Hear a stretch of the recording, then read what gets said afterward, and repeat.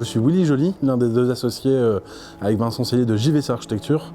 Alors ici on est au Grand Carré, c'est la dernière réserve foncière du parc scientifique de la Haute-Borne. Le Grand Carré est constitué en fait d'un ensemble paysager de forme carrée qui fait un relief arboré. Et l'idée ça a été de s'insérer dans ce site pour pouvoir accueillir des entreprises et vraiment avoir cet esprit de campus vert qui permet des échanges entre ces diverses entreprises. Voilà. Pour le parti pris architectural, ça a à voir en fait, finalement avec le choix constructif et la démarche environnementale en même temps.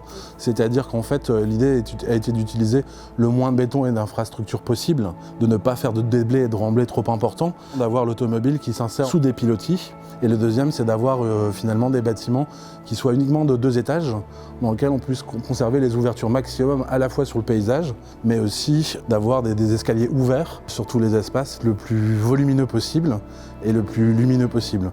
L'idée, c'est de travailler sur les apports solaires et d'avoir le maximum d'espace lumineux et d'apports solaires sur le projet lui-même. Vous avez dans chaque bâtiment un grand atrium totalement vitré sur sa partie supérieure qui permet, en plus d'ouvrir sur le paysage périphérique et d'avoir des baies très ouvertes, d'avoir aussi un apport lumineux central au sein même de la construction.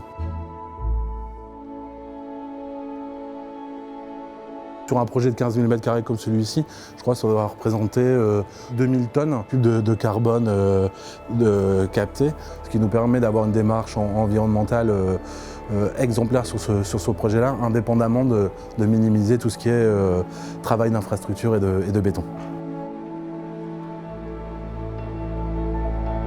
La particularité du projet, c'est de répondre à un échéancier extrêmement court en termes de conception et de chantier, ce qui fait que le bois est intéressant et avec Création Bois Construction, l'idée ça a été de travailler des murs à ossature bois qui sont déjà préfabriqués en usine, dont l'étanchéité est assurée en atelier et après d'avoir un système constructif vraiment rodé sur le projet pour pouvoir avoir plusieurs équipes qui montent sur le terrain en même temps.